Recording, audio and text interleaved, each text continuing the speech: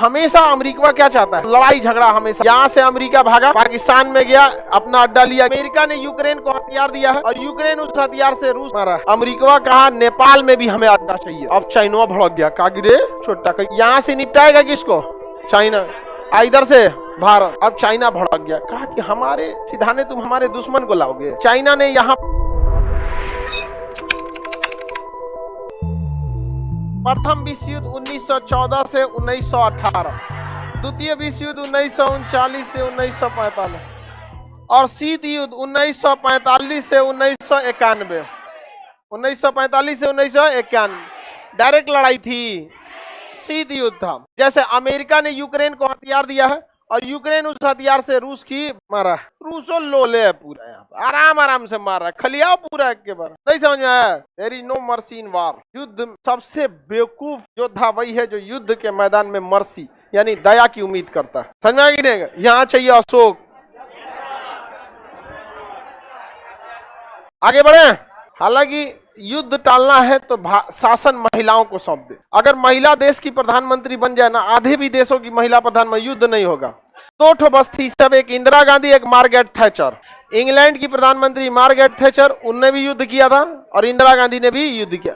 बाकी महिलाएं जो होती है युद्ध टालने के लिए कोशिश करती है। यहाँ पे समझ में आ गया? तो एक तो इस समाज को पुरुषों ने युद्ध थोप दिया, शुरू से लेकर लास्ट तक। यहाँ पर देखते हैं ना, युद्ध थोप दिया। यहाँ पर देखिए, शीत युद्ध में आपको बताया था श्रीलंका पिसा गया, हम्बन टोटा बंदरगाह के चक्कर। श्रीलंका पिसा गया कि नहीं पिसा गया? यहां से अमेरिका भागा, कहां पे? पाकिस्तान में गया, अपना अड्डा लिया। गिलगिट में क्या लिया था? अड्डा लिया था। यहाँ पे अमेरिका कहा नेपाल में भी हमें अड्डा चाहिए। तो नेपाल के लोगों को बहुत मदद किया, कहा खूब पैसा वैसा दिया, फुसलाया नेपाल के लोगों को।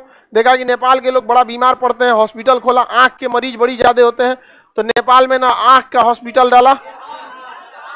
नेपाल में अमेरिका खूब मदद किया।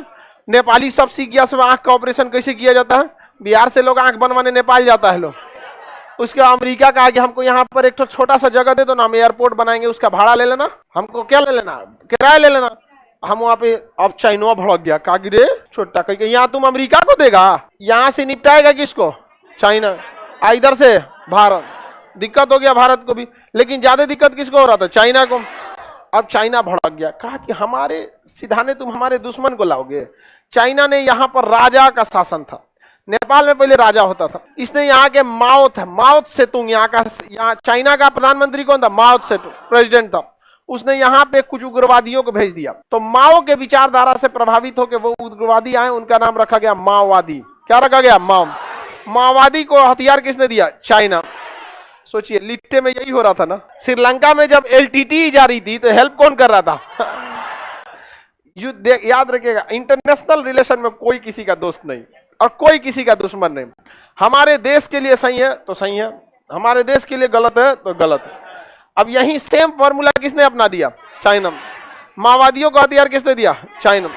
उखाड़ फेंका नेपाल की सरकार को। 20 साल तक लंबा गृह युद्ध चला यहाँ पर। नेपाल अस्त व्यस्त हो गया। नेपाल हाथ जोड़ लिया अमेरिका के आगे, चल जाओ बेटा, तुम यहाँ से चल जाओ, नहीं तो हम क्या हो जाएंगे? बर्बाद हो जाएंगे। बाद में नेपाल लोकतंत्र हुआ, यहाँ पर ये सब हुआ। तो देख रहे हैं शीत युद्ध के चक्कर में कितने लोग मारे जा रहे हैं। ये हमेशा अमेरिका क्या चाहता है?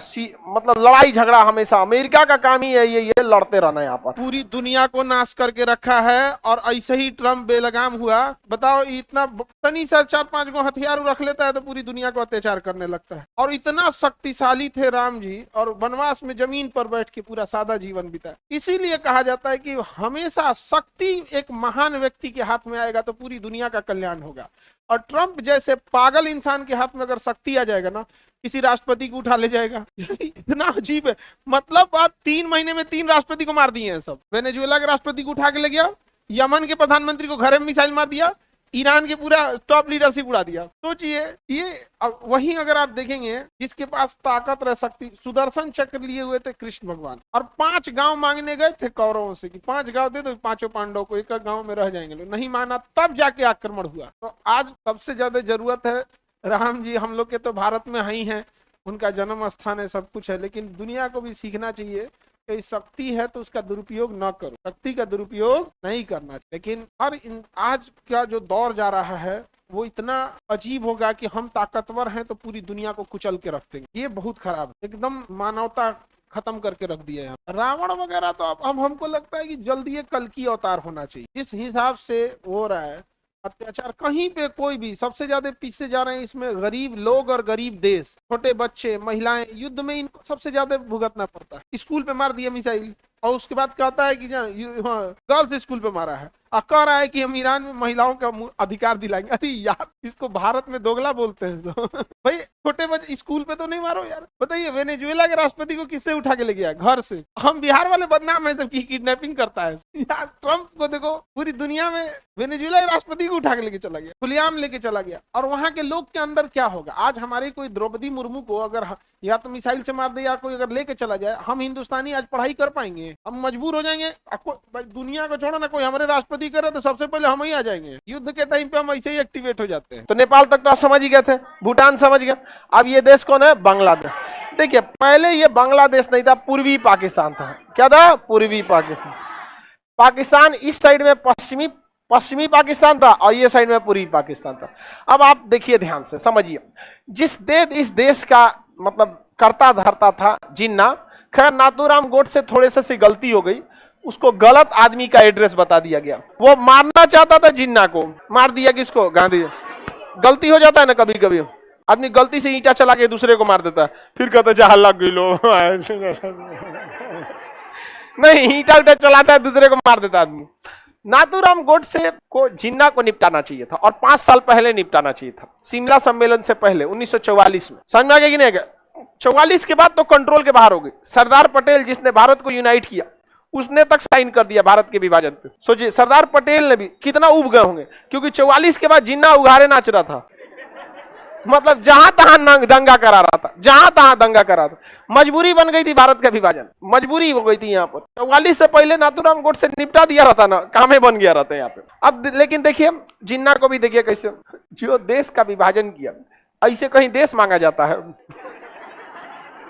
ये दिमाग देखिए उन गधों का, ऐसे कोई देश मांगता है कि ये वाला एरिया मेरा, ये वाला एरिया मेरा?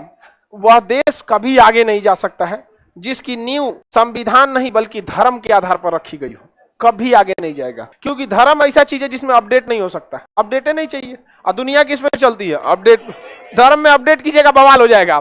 तनी अपडेट करके देखिए ना आप, तनी तुरंत मार हो जाएगा, पहले ही आप ही को फॉर्मेट मार देगा।